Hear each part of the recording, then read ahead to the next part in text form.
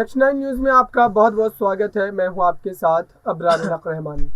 महाराष्ट्र की सियासत में आप देखिए जिस तरीके से उपचुनाव को लेकर के गहमा गहमी चल रही थी और कहा जा रहा था कि दरअसल इस सीट पर जब चुनाव होंगे तो एक बड़ा भारी घमासान जो है महाराष्ट्र में मचता हुआ नजर आएगा, लेकिन अचानक से कुछ ऐसा हुआ कि उसके बाद तमाम बातों पर जो एक तरीके से अंकुश लग गया, क्योंकि राज ठाकरे ने जो पत्र लिखा था देवेंद्र फडणवीस को और उस पर देवेंद्र फडणवीस की जो बातें निकल करके सामने आई थी वो काफी चौंकाने वाली थी। किसी ने ये सोचा नहीं था कि राज ठाकरे के पत्र लिखने के बाद देवेंद्र फडणवीस उनकी बातों पर इतनी जल्दी हामी भर देंगे और महाराष्ट्र में जो है अपने उम्मीदवार का नाम ही वापस ले लेंगे। लेकिन आज की अगर बात करें तो आज चुनाव के नतीजे आ रहे हैं और ऋतुजा लटके जो है पूरी तरीके से जीतती हुई नजर आ रही है। तो ऐसे में जिस तरीके के हालात बन रहे हैं महाराष्ट्र में, उससे यही सवाल पैदा होते हैं, क्या उद्धव ठाकरे फिर से अपनी उसी खोई हुई राजनीतिक विरासत की ओर जो है बढ़ रहे हैं? क्या फिर से वो महाराष्ट्र में भारतीय जनता पार्टी और सत्ता की धुरी बनने जा रहे हैं? क्योंकि आप देखिए लगातार उन्होंने भारतीय जनता पार्टी और शरद पवार दोनों के साथ मिलकर के सरकार चलाई है, तो जाहिर सी बात है कि उनका अनुभव जो है काफी ज्यादा है इस समय।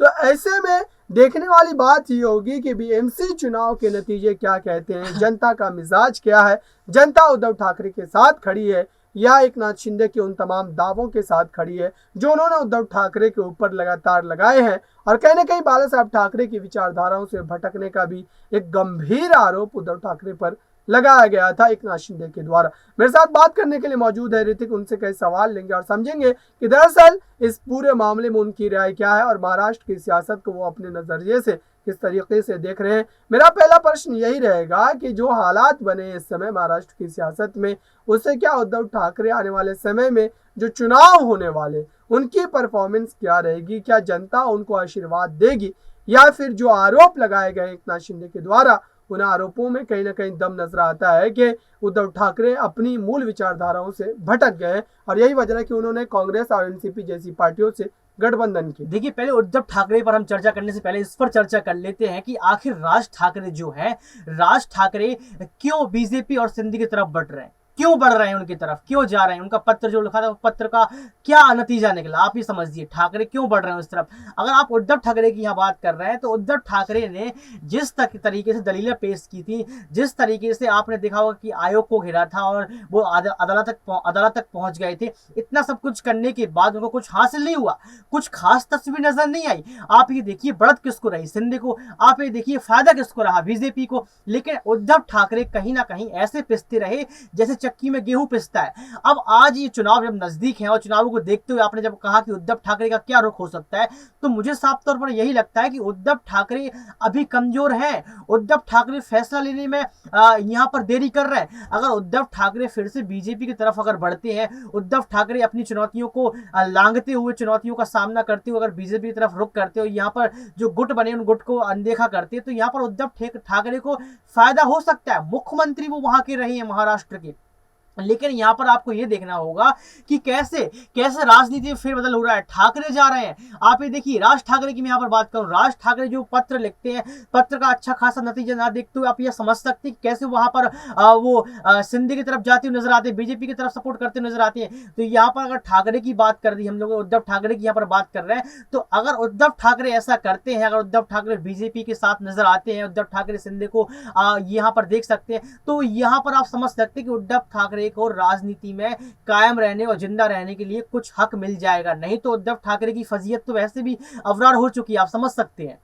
बिल्कुल लगातार इस तरीके की स्थिति जो देखने को मिल रही है। लेकिन मेरा प्रश्न ये रहेगा कि दरअसल राज ठाकरे का जिक्र हुआ है तो राज ठाकरे के बारे में भी कई सारे जो है सवालात हैं यहाँ पर, क्योंकि राज ठाकरे सरकार गठन के बाद से ही लगातार कहीं ना कहीं एकनाथ शिंदे, देवेंद्र फडणवीस की तारीफों में कसीदे पड़ रहे हैं और ऐसे में कई सारी जो यहाँ पर ऐसे में कई सारी बातें भी निकल करके सामने आ रही है कि कहीं ना कहीं राज ठाकरे आने वाले समय में एनडीए का हिस्सा भी बन सकते हैं। तो क्या ये जो संभावनाएं देखने को मिल रही है, क्या सही मायनों में हकीकत में बदलती नजर आएगी, या फिर कहीं ना कहीं ये कयास आराइयों भर तक ही जो है बन करके रह जाएगी कि राज ठाकरे इंडिया का कभी हिस्सा बनेंगे? राज ठाकरे फडणवीस को वफादार कहते हैं। राज ठाकरे जहां एक और बगावत करने की बात करते थे, राज ठाकरे शांत रह जाते हैं। राज ठाकरे जहां राजनीति के लिए उद्धव ठाकरे को चुनौती दिया करते थे, लेकिन राज ठाकरे आज शांत नजर आते हैं। अगर राज ठाकरे एनडी आपने जो नाम लिया है उसका अगर वहां पर आगन दामन थामते हैं तो बहुत बड़ी यहाँ पर चुनौती उनके लिए आ सकती है, लेकिन वो ऐसा कर नहीं सकते हैं। और कर इसलिए सकते हैं, देखो यहाँ पर दो सवाल उठ रहे हैं, क्या ऐसा कर सकते हैं, क्या ऐसा नहीं कर सकते हैं। लेकिन अगर वो करते हैं तो उनको फायदा तो मिलेगा। फायदा इसलिए मिलेगा क्योंकि राज ठाकरे यहाँ पर चुनौतियों में फंस रहा है, राज ठाकरे यहाँ पर बयानबाजी में फंस रहा है। राज ठाकरे खुद पत्र लिखते हैं और फडणवीस की तारीफ कर देते हैं, वफादार बता देते हैं। तो यहाँ पर आप समझ सकते हैं कि राज ठाकरे के अंदर जो राजनीति का माहौल चल रहा है वो चुनाव को देखते हुए चल रहा है। राज ठाकरे उसी तरफ वहां पर बगावत करेंगे, उसी तरफ रुख करेंगे जहां उनको फायदा होगा। आप चाहे बीजेपी को देख लीजिए और चाहे सिंधे को देख लीजिए। अभी जो मौजूदा मैं बयान दे रहा हूँ, मौजूदा जो मैं बात कर रहा हूँ, मैं इस पर यह बात करना चाहता हूँ कि ठाकरे का जो बगावती सुर है, ठाकरे जो तस्वीर पेश करना चाहते हैं वो कहीं ना कहीं बीजेपी और सिंधी की तरफ करना चाहते हैं। अबरार, ये समझना होगा। बिल्कुल, लगातार उनके तमाम जो है कदम से यही संकेत मिलते हैं कि वो आने वाले समय में इस तरीके का कदम उठा सकते हैं। लेकिन यहाँ पर आप देखें कि उद्धव ठाकरे ने भले ही खुले तौर पर ये बात नहीं कही कि राज ठाकरे कभी शिवसेना में आ सकते हैं या उनकी वापसी हो सकती है, लेकिन उसके बावजूद भी ये सवाल जरूर बनते हैं कि उन विधायकों को लेकर के बात कर ले जरा, कि क्योंकि वो तमाम विधायक ही एकनाथ शिंदे की सरकार का जो है बेस माने जाते हैं। अगर उन विधायकों का समर्थन जो है एकनाथ शिंदे से हट जाता है, वो अपना समर्थन वापस ले लेते हैं, तो जाहिर सी बात है कि मुख्यमंत्री के पद पर वो बने नहीं रह पाएंगे। तो ऐसे में सवाल ये है कि अगर जिस तरीके से एक बड़ी लालसा, एक बड़े पद का मोह दे करके उद्धव ठाकरे ने उन तमाम विधायकों को अपने साथ लेकर के महाराष्ट्र में सत्ता को पलट कर रख दिया, तो ऐसे में क्या वो तमाम विधायक जिनको कहीं ना कहीं अब ठगा हुआ महसूस हो रहा है, क्योंकि उनको इस तरीके से मंत्रिमंडल विस्तार में जो है उस तरीके से जो है उनको जगह नहीं दी गई, क्योंकि बड़े और अहम मंत्रालय जो है वो भारतीय जनता पार्टी के विधायक या खुद देवेंद्र फडणवीस ने अपने पास रखे। तो ऐसे में क्या वो विधायक अब फिर से बीएमसी चुनाव या विधानसभा चुनाव से पहले इस तरीके का कदम उठा सकते हैं? क्या शिवसेना में वापसी को लेकर के जो बातें हो रही है, क्या वो सही मायनों में देखने को मिल सकती है? कदम उठा सकते हैं, क्यों उठा सकते? देखो, राजनीति में आप एक चीज समझिए, राजनीति यही कहती है कुर्सी, राजनीति यही कहती है कि सत्ता हमारी हो। यहाँ पर आप देखिए कि जो मंत्रिमंडल का विस्तार हुआ है उसमें बीजेपी ने अपनी तरफ का काम किया है, देवेंद्र फडणवीस ने अपनी तरफ का काम किया है। यहाँ पर देखिए तो मिली भगत की राजनीति रही है, यहाँ पर कहीं ना कहीं ठगी तो हुई है, यहाँ पर विधायकों के साथ। अगर विधायक को कुछ पद नहीं मिला, मंत्रिमंडल विस्तार में कुछ पद नहीं दिया गया, तो वो क्या करेंगे? उन्होंने बहुत बड़ी गलती तो पहले भी कर दी थी और उसका वो खामियाजा भुगत रहे हैं। और आप ये समझिए कि जो विधायकों ने बगावती सुर अपनाया था और बगावती सुर अपनाने के बाद उनको कुछ पद नहीं दिया गया, वो क्या करेंगे? वो वापसी करेंगे। और यहाँ पर आपको ये देखना होगा कि उन्होंने कहीं ना कहीं बीजेपी की और देवेंद्र फडणवीस जो आपने नाम लिया है उसकी राजनीति को समझ लिया है इतने दिनों में।